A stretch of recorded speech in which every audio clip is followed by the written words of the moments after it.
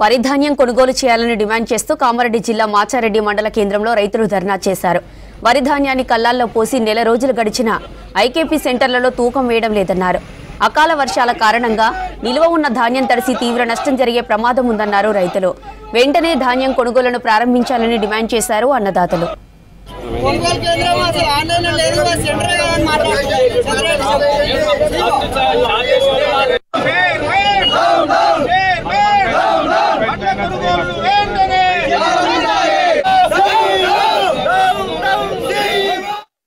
ఉన్నటువంటి వడ్ల కొనుగోలు కేంద్రంలో గత నెల రోజుల నుంచి పంటలు కోసినప్పటికీ ఇప్పటికి కూడా వడ్ల కొనుగోలు కేంద్రాన్ని స్టార్ట్ చేయకపోవడము సిగ్గుచేటు ఇంటి విషయమై ప్రాథమికంగా ఉన్నటువంటి వ్యవసాయ శాఖ వాళ్ళను మేము వెళ్ళి కలిస్తే లోకల్లో ఉన్నటువంటి CEO గారు మాట దాటివేయడం జరుగుతుంది.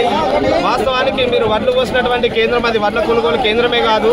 మేము అక్కడికి మీకు అమ్మాలి వాళ్ళని ఏ విధంగా కూడా మేము ప్రొవైడ్ చేయము, మేము వడ్ల కొనుగోలు చేయమని చెప్పేసి మాట దాటి వేసడం జరుగుతుంది. ఇంటి విషయమై DCO గారిని కూడా మేము ఫోన్ కాల్ ద్వారా కలవడం జరిగింది. సార్ ఏంది విషయం, ఇట్లా CEO గారి యొక్క వివరణ కరెక్ట్ లేదని సార్ అని చెప్తే ఆయన పొద్దున వస్తారంటే సాయంత్రం వస్తారంటే